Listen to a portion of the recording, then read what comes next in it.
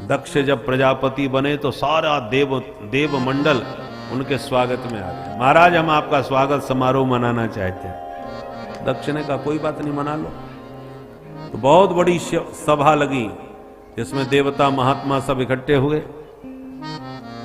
परंतु जैसे ही दक्ष ने प्रवेश किया सारी सभा ने खड़े होकर स्वागत किया।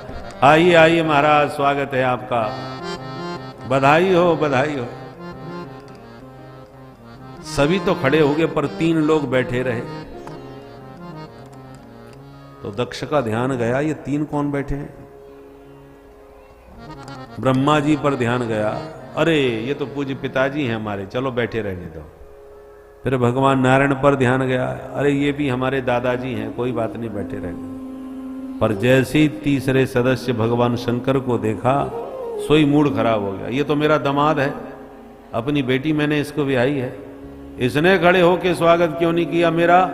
भयंकर मूड खराब हो गया और दक्ष ने अपनी गद्दी पर आती भाषण चालू कर दिया। श्रूयताम ब्रह्म रसयो में सहदेवा सहाग्नय साधूनाम ब्रुवतो व्रक्तम न ज्ञाना न च मत्सरा। सारी सभा सावधान होकर के सुने। सभ्य समाज में किसी असभ्य अशिष्ट व्यक्ति को कभी नहीं बुलाना चाहिए, नहीं तो सारी सभा की मर्यादा भंग हो जाती है। सब एक दूसरे का मुंह देखने लगे, यहां असभ्य कौन आ गया भाई, एक से एक दिग्गज लोग बैठे हैं। दक्ष ने कहा इधर उधर क्या देख रहे हो, ये शंकर तुम्हें दिखाई नहीं पड़ रहा। राम राम राम, एक सामान्य व्यवहार है, सभापति के आने पर सभासदों को खड़ा होना कर स्वागत करना चाहिए। मैं अपने स्वागत सम्मान का भूखा नहीं हूं, पर इस मर्यादा का कोई अतिक्रमण करे ये मुझे सहन नहीं होता। इसको मर्यादा का क्या गान, 24 घंटे भूत प्रेतों के संग में घूमता है। एक ने कहा ऐसे मत बोलो, आपके दामाद हैं, जमाई साहब है, जब आपने बिटिया ब्याही थी तब ये दोस्त दिखाई नहीं पड़े थे कि आपको। दक्ष और गर्म हो गया, ये मेरा दामाद, पूछिए पिताजी बैठे हमारे ब्रह्मा जी, इन्होंने कहा इसलिए मुझे अपनी बेटी ब्याहनी पड़ी बाप की बात रखने के लिए, नहीं तो मुझे इसकी सूरत पसंद नहीं। अरे कहां मेरी मृगलोचनी बेटी सती और कहां ये बंदर जैसी आंख वाला शंकर। गृहीत्वा मृगसावाक्षा पाणिम मरकट लोचना। जब भगवान शंकर को मरकट लोचन कहा, बंदर जैसी आंख वाला, तो भोले बाबा तो कुछ नहीं बोले, पर नंदीश्वर का मूड खराब हो गया। नंदीश्वर ने भोले बाबा से कहा भोलेनाथ देखो ये कुछ ज्यादा ही बोल रहे हैं, या तो आप इनको शांत करो नहीं तो हमको आदेश दो, 2 मिनट में इनकी बोलती बंद करूं। भोलेनाथ मुस्कुरा के बोले कोई बात नहीं, जो हुआ सो हुआ। अरे कोई और नहीं है, ये हमारे ससुर साहब हैं, और बेटा ससुराल की गाली सबको सुननी पड़ती है। आज हम भी सुन रहे हैं, थोड़ा तुम भी सुन लो भाई। अब ससुराल वाली बात आई तो नंदीश्वर बेचारे शांत, कोई बात नहीं। परंतु आप किसी को गाली दो और सुनने वाला बड़ी मस्ती के साथ सुने तो और ज्यादा मूड खराब होता है। इतना क्रोध आ गया दक्ष को, ये गाली देते देते शंकर जी को शाप ही दे दिया। मैं शिव शंकर को शाप देता हूं, आज के बाद किसी यज्ञ में इसे भाग न दिया जाए। ये बात सुनी तो नंदीश्वर भयंकर क्रोधित हो गए, तिल मिला के खड़े हो गए, बोले प्रजापति, पद के मद में महादेव की महिमा सर्वथा भूल गए, जब से आए हो बड़बड़ाए जा रहे हो, मैं भी शाप देता हूं तुमको बकरे का ही मुंह लग जाए। तो दक्ष के पक्ष में भृगु जी खड़े हो गए, हे नंदीश्वर, ससुर दामाद की आपसी लड़ाई तू बीच में क्यों बोला? मैं भी शाप देता हूं शिव जी के गण सब पाखंडी हो जाएं। तो शिव जी के गण सब नाराज हो गए, हे बुढ़े बाबा, हमको पाखंडी बोलता है, हम भी शाप देते हैं तेरे जैसे चाटुकार ब्राह्मण भिखमंगा हो जाएं, सर्वभक्षी हो जाएं। भोले बाबा ने देखा ये स्वागत समारोह हो रहा है या शाप समारोह हो रहा है। सब एक दूसरे पर बरस रहे हैं, जो मन में आवे सो बोल रहे हैं, और सब गड़बड़ हमारी वजह से हुआ है, तो चलो हम ही यहां से खिसक जाते हैं। और भोले बाबा तुरंत अपने गणों को शांत करके वहां से चले गए। मामला शांत हो गया, परंतु दक्ष का क्रोध शांत नहीं हुआ। चला तो गया और बाद में गंगा तट हरिद्वार में जाकर के बहुत विशाल यज्ञ दक्ष ने करवाया, और उस यज्ञ में सारे देवी देवता बुलाए पर महादेव को निमंत्रण नहीं दिया। तो सारे विमान जब महादेव के ऊपर से गुजरे तो सती जी को बड़ा कौतूहल हुआ, इतने सारे विमान कहां जा रहे हैं। मन नहीं माना तो नीचे से आवाज लगा के पूछ दी, अरे बहनाओ बड़ी बंठन के जा रही हो, कहां प्रस्थान हो रहा है। तो देवांगनाएं जो विमान में जा रही थी हंस के बोली, अरे बहन तू यहीं बैठी है, अभी तेरे मायके में तेरे पिताजी ने कितना जोरदार यज्ञ किया है, सारी दुनिया वहां उमड़ रही है और तू अभी ससुराल में ही जमी बैठी है। सुन के सती जी के आश्चर्य का ठिकाना नहीं। मेरे मायके में महोत्सव है और मुझको पता ही तक नहीं, ये कैसे हो गया। अब तो सती जी ने कहा ठीक है बहन तुम चलो, मैं भी बस निकल ही रही हूं। यूं कह के बात को बनाई, परंतु सती जी के मन में भयंकर दुविधा। भोले बाबा को मनाती हुई सती जी ने निवेदन किया, भोलेनाथ तनिक ऊपर देखोगे। भोले बाबा ने कहा क्या बात है। बोले देखो ये कितने विमान जा रहे हैं, पता है ये कहां जा रहे हैं, आपकी ससुराल में जा रहे हैं, क्योंकि आपके ससुर साहब ने बहुत जोरदार यज्ञ किया है। भोलेनाथ ने कहा हाँ देवी मुझे मालूम है, मुझे पता है। बोले आपको पता है तो आप तैयार क्यों नहीं हो रहे। भोलेनाथ ने कहा क्यों, हमारे लिए कोई चिट्ठी आई थी क्या। सती जी ने कहा देखो चिट्ठी तो नहीं मिली, परंतु भेजी तो जरूर होगी। जब इतने देवताओं को निमंत्रण दिया तो महादेव को कैसे छोड़ सकते हैं। भोलेनाथ ने कहा हमको मालूम है चिट्ठी भेजी ही नहीं है। बोले आपको कैसे मालूम। तब भोले बाबा ने पूरी कहानी सुनाई। उस दिन तुम्हारे पिता के स्वागत में हम खड़े नहीं हो पाए, इसी कारण तुम्हारे पिताजी ने जम को हमको गालियां दी। और देवी एक बात कहूं, स्वानाम यथा वक्रधियां दुरुक्त भीर देवाने संतप्यति मर्मताडितः। देखो कोई बाण चला दे तो बाण का घाव तो समय रहने पर ठीक हो जाता है, पर बाणी का जो घाव लगता है वो दिन रात चुभता रहता है, वो कभी ठीक नहीं होता। जब भी वो कड़वे वचन याद करो तभी वो दर्द देने लगते हैं। तो मैं उन बातों को भुलाना चाहता हूं देवी, इसलिए जो हुआ सो हुआ, अब हम ना जाएंगे और न हम चाहेंगे कि तुम वहां जाओ। सती जी ने कहा ओहो, तो इतने दिनों से अनबन चल रही है, हमें कुछ पता ही नहीं। भोले बाबा से हम गृहस्थों को सीखना चाहिए। क्या भरी सभा में ससुर जी ने इतनी गालियां दी भगवान भोलेनाथ को, पर आज तक सती जी से कभी चर्चा नहीं करी महादेव ने। वहां की बात वहीं छोड़ी। हम लोग क्या करते हैं, ससुराल में कहीं से भी किसी से भी कोई नेक कसर पड़ जाए तो वो सारी कसर का कोप हम घर में आके उतारते हैं देवी जी के ऊपर। तो बाहर की बात बाहर छोड़ के ही घर में आना चाहिए। महादेव ने कुछ नहीं बताया, आज परिस्थिति आई तब बताना पड़ा। सती जी ने कहा ठीक है, यदि आपने निर्णय ले लिया कि आप नहीं जाओगे तो मुझे आज्ञा दो, मैं ही जाके बात संभाल लूंगी। भोलेनाथ ने कहा हमें तुम्हारा जाना उचित नहीं लग रहा, बाकी जो तुम्हें अच्छा लगे सो करो। और यूं कह के बाबा ने तो आंख बंद कर ली। अब सती जी धर्म संकट में, कभी बाहर जाएं कभी भीतर आए, निष्क्रामती निर्विशति द्विधा ससा। अंत में फैसला किया कि मैं जाऊंगी। जब सती जी दूर तक निकल गईं, तब भोले बाबा ने अपने गणों से कहा जा रही हैं तो तुम जाओ, इन्हें आदर के साथ छोड़ के आओ। तो सारे रुद्रगण बोले माता जी हम भी चलें। बोले चलो। बोल सती महारानी की जय। भूत प्रेतों की मंडली के साथ सती जी चल पड़ी और जैसे ही पहुंची तो किसी भी सदस्य ने सती जी को ना प्रणाम किया ना राम राम। सती जी इधर से आ रही हैं तो इधर मुंह फेर के खड़े हो गए। सच्चे मन से यदि गले लगाया तो केवल उनकी माता जी ने।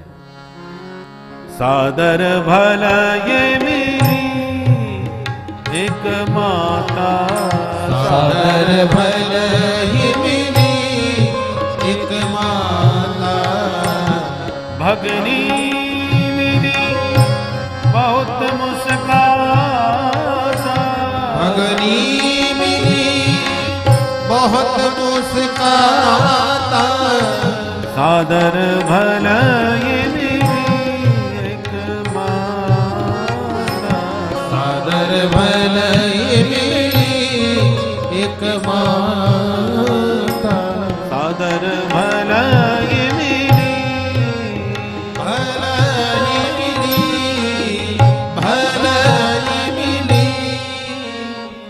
बड़े प्यार से माताजी मिली। बहनें तो देख करके हंसने लगी, अरे ये बिना निमंत्रण के ये कैसे आ गए। दक्ष ने सती को देखा तो मुंह फेर लिया। सती जी अपना अपमान भी सहन कर गई। पर जब यज्ञशाला पर दृष्टि उनकी गई तो अरुद्र भागम तम अवेक्ष चाध्वरम, यज्ञ में सबके हिस्से रखे नजर आए पर महादेव का कहीं नाम नहीं, कोई स्थान नहीं, कोई स्थान नहीं। अब सती जी से सहन नहीं हुआ, एकदम क्रोध में भर गई और बोली, प्रजापति तुम्हें पद का इतना मद हो गया कि महादेव की महिमा भूल गए। मुझे आपसे पिता कहने में लाज लगती है और आज मुझे पता चला है कि तुम शिव द्रोही हो। 2 अक्षर का नाम शिव एक बार किसी की वाणी से निकले तो सारे पाप भस्म हो जाते हैं। ऐसे मंगल मूर्ति कल्याण निधान भगवान शिव से तुम्हारे अतिरिक्त कौन द्रोह करेगा।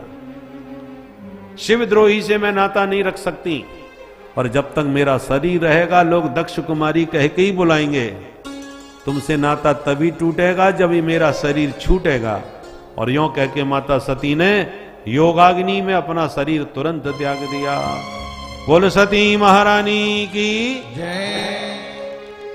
अब तो भूत प्रेत नाराज होके उपद्रव मचाने लगे, पर यज्ञाचार्य भृगु जी ने ऐसा मंत्र छोड़ा कि सारे भूत प्रेतों को मार पीट के वहां से भगा दिया। परंतु नारद जी दौड़े दौड़े गए भगवान शंकर के पास। भोलेनाथ गजब हो गया, क्या हुआ? बोले महाराज जैसे हम थे वैसे ही आप हो गए। मतलब?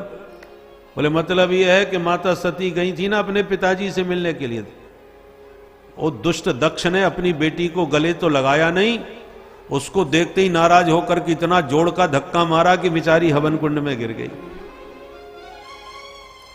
संवाददाताओं की अपनी अपनी शैली होती है और खबर कैसी चटपटी रोचक बनाई जाए।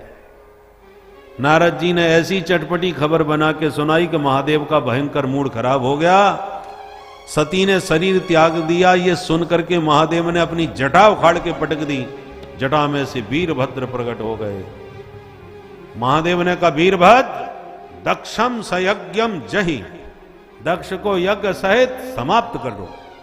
इतना सुनते ही क्रोध में भरे वीरभद्र चले। कराल दृष्टो ज्वलदग्नि मूर्धज कपाल माली विबुधा योधा योधा, भयंकर तूफान बन के चले। असंख्य भूत प्रेतों की भीड़ इनके पीछे चल पड़ी। भूत प्रेतों का शरीर वायु प्रधान, इसलिए इतनी भयंकर आंधी चली कि देवता जो यज्ञ कुंड में यज्ञ में हवन कर रहे थे वो घबरा गए। देखो देखो कैसी आंधी आ रही है। एक ने कहा आंधी तो नहीं, आंधी का कोई मौसम नहीं है, तो ये आंधी कैसी है? एक बोला ये आंधी वांधी कुछ नहीं है, हमें लगता है कहीं डकैती पड़ रही है, सो डकैत लोग भाग रहे हैं। दूसरा बोला कि डकैत तो हो नहीं सकते। क्यों नहीं हो सकते? बोले भैया इस समय बड़ा कठोर शासन चल रहा है, बड़े बड़े अपराधी स्वयं जेल में जाके अपने प्राण बचा रहे हैं, नहीं तो कब किसकी गाड़ी पलट जाए कोई भरोसा नहीं, इसलिए अपराधी नहीं हो सकते।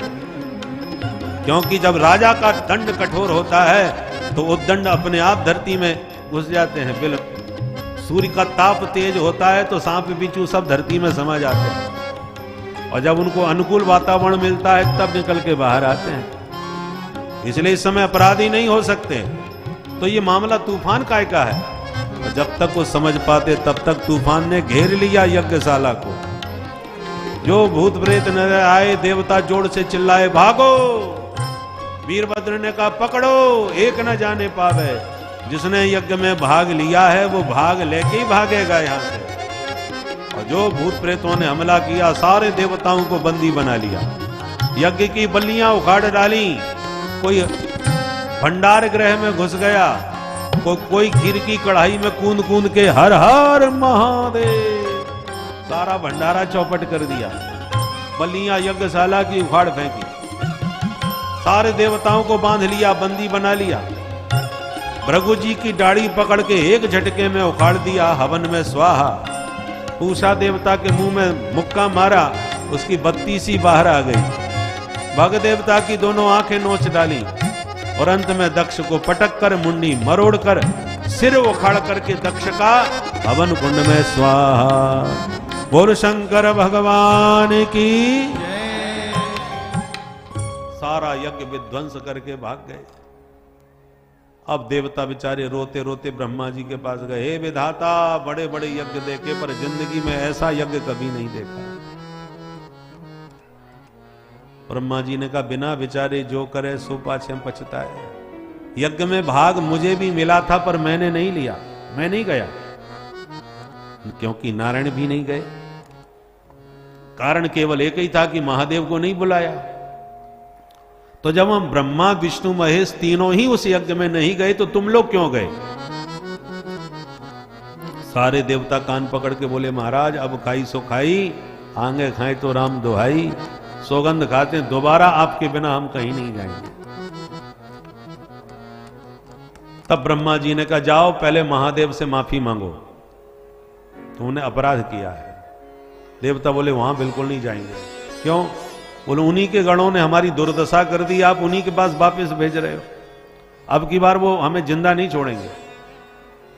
ब्रह्मा जी ने कहा, डरो मत, महादेव जितनी जल्दी नाराज होते हैं उतनी जल्दी प्रसन्न भी होते हैं।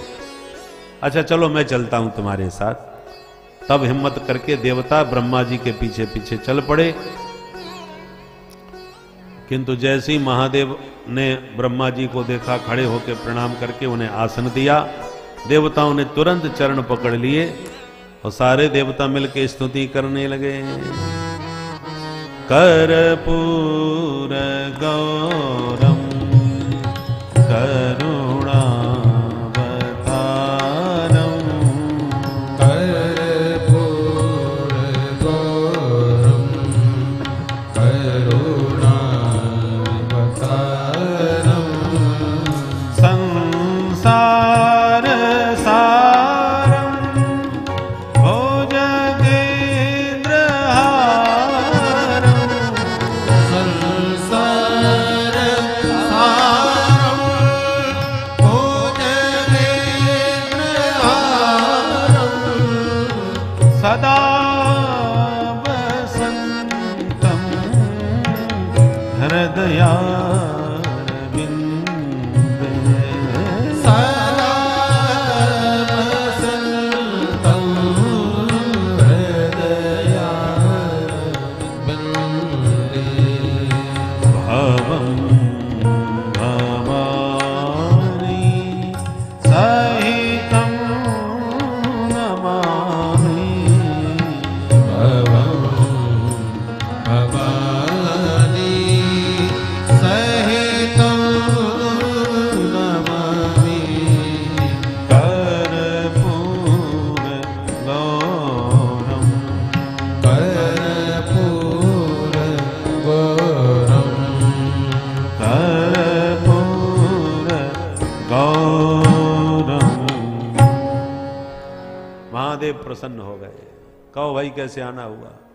ब्रह्मा जी कुछ बोलना चाहते थे परंतु दाढ़ी नहीं, तो दाढ़ी पर हाथ फेरना चाहते थे, हाथ रख के ही रह गए, कुछ बोले नहीं, बार बार इशारा करें। ब्रह्मा जी ने कहा, भोलेनाथ ये यज्ञ में अपनी दाढ़ी गंवा चुके हैं और बिना दाढ़ी के रह नहीं पा रहे, कृपा करके इनको दाढ़ी दे दो। भोले बाबा ने कहा, पूरी दाढ़ी तो अब नहीं देंगे, और आप कह रहे हो तो चलो फ्रिंज कट, छोटी छोटी दाढ़ी, इनको आगे आगे बकरे जैसी दाढ़ी लग जाएगी। ठीक है महाराज। पूषा देवता ने मुंह दिखाया, एक भी दांत नहीं बचा महाराज, पूरा वेदांती बना दिया। भोले बाबा ने कहा कि चलो कोई बात नहीं, दांतों की जरूरत नहीं पड़ेगी, तुम सत्तू घोर घोर के पिया करो, बिना दांत के काम चल जाएगा। भग देवता ने कहा मेरी दोनों आंखें फूट गई। भोले बाबा ने कहा तुम मित्र की दृष्टि से देख पाओगे, हमारा आशीर्वाद है। तब सबने मिलकर कहा महादेव उस यज्ञ को भी सफल कर दो। भोले बाबा ने कहा यज्ञ में हमारा कोई स्थान नहीं। तब सबने मिलकर कहा महाराज एक हमने निर्णय लिया है आज। क्या? ए सते रुद्र भागोस्तु यदुच्छिष्टो दुरस्य वै, जो भी अवशिष्ट सामग्री होगी वो सब आपका ही भाग होगा। अच्छा, भोलेनाथ खुश हो गए, जोई राम सोई राम, जो बचे वही सही, चलो चलते हैं। यज्ञशाला में आए, बोले बुलाओ यजमान। बोले यजमान का धड़ तो ये रखा है, हमारा सिर स्वाह हो चुका है, अब बोलो क्या करें। तब भोले बाबा ने कहा बकरे का मुंह जोड़ करके दक्ष को पुनर्जीवित कर दिया। जैसे दक्ष जीवित हुए महादेव के चरणों में प्रणाम करके स्तुति करने लगे, पर मुंह बकरे का था तो बकरे की भाषा में बम बम बम बम करने लगे। भोले बाबा को हंसी आ गई, हमारे ससुर जी की पूरी भाषा ही बदल गई। इसलिए आज भी शिव जी की पूजा करने के बाद भक्त लोग बम बम बम बम जरूर बोलते हैं, बकरे की तरह, क्योंकि बम बम बोलते ही भोले बाबा को अपने ससुर जी की याद आ जाती है। बोलो होदेश्वर महादेव की जय। इस प्रकार से भोले बाबा प्रसन्न हो गए और भगवान शिव प्रसन्न हो गए तो नारायण प्रकट हो गए। सबने मिलकर नारायण की स्तुति करी। भगवान ने सबको समझाते हुए कहा अहम ब्रह्मा च सर्वस्य जगतः कारणम परम। हम में और शिव में जो भेद दृष्टि रखते हैं उनकी साधना कभी सफल नहीं हो सकती। शिव द्रोही मम दास कहावा, सो नर मोह सपने नहीं भावा। स्वप्न में भी वो व्यक्ति मुझे अच्छे नहीं लगते। राम जी जैसा शिव भक्त कोई नहीं तो शिव जी जैसा राम भक्ति भी कोई नहीं। सेवक स्वामी सखा सिय पिय के, इनके तीन संबंध हैं। एक दूसरे के सेवक हैं, एक दूसरे के मित्र हैं और एक दूसरे के स्वामी भी हैं। जब शिव जी पूजा करते हैं तो राम जी स्वामी, राम जी पूजा करते हैं तो शिव जी स्वामी। इसलिए दोनों एक दूसरे के पूरक हैं, इनमें कोई भेद नहीं है। एक सिक्के के दो पहलू समझो, इधर से देखो तो दूसरा, उधर से देखो तो दूसरा लगता है। छोटे बच्चों को तुम भ्रमित कर सकते हो कि देखो मेरे पास दो सिक्के हैं, पहले इधर वाला दिखा दिया फिर दूसरे से उधर वाला दिखा दिया। और समझदार जानता है कि एक ही सिक्के के दो पहलू हैं और कुछ नहीं। उसी प्रकार सिक्का तो वही है, हरि और हर में कोई अंतर नहीं है। अंतर मानने वाले नरकगामी होते हैं। शिवस्य हृदयम विष्णो, विष्णोस्य हृदयम शिवः, ईशदप्यंतरम कृत्वा रौरवम नरकम व्रजेत। इनमें जो अंतर मानते हैं, भेदभाव करते हैं, रौरव नरक के गामी होते हैं। दोनों एक हरि हैं और दूसरे हर, दोनों ही पापों को हरण करने वाले हैं, कोई भेद नहीं है। इसलिए आइए मिलकर के इन दोनों का ध्यान करें।